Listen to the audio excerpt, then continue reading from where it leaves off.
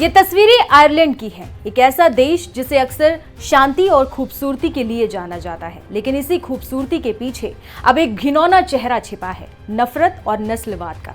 Ireland से एक ऐसी खबर सामने आई है जो इंसानियत को शर्मसार कर देती है और उस पर भारतीय के मन में डर पैदा करती है, जो विदेश में बसने का सपना देखते हैं। कहानी है 6 साल की एक भारतीय मूल की बच्ची की। उसकी मां पिछले 8 सालों से आयरलैंड में नर्स के तौर पर काम कर रही है, लोगों की जान बचा रही है।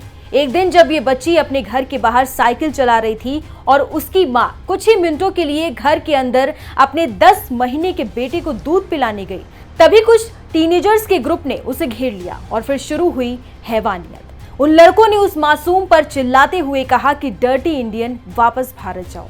उन्होंने बच्ची के बाल खींचे, उसके चेहरे पर बेरहमी से मुक्के मारे।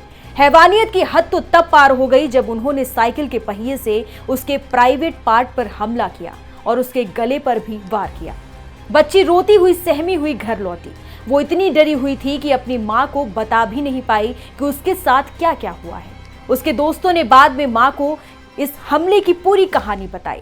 उसकी मां, जो 8 सालों से आयरलैंड को अपना घर मानती थी, आज खुद को असहाय महसूस कर रही है।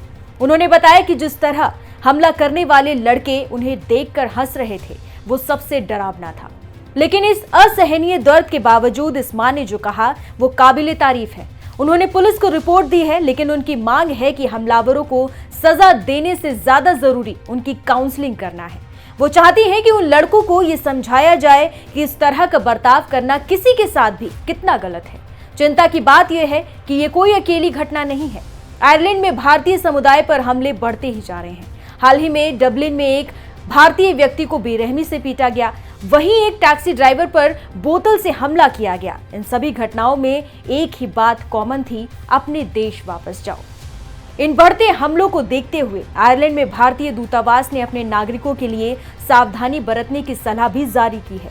ये घटनाएं सवाल उठाती हैं कि आखिर वो कौन सी नफरत है जो इन युवाओं के मन में भरी जा रही है, और आयरलैंड जिसे भारतीय अपना घर समझते हैं, वो उनके लिए इतना असुरक्षित क्यों होता जा रहा है।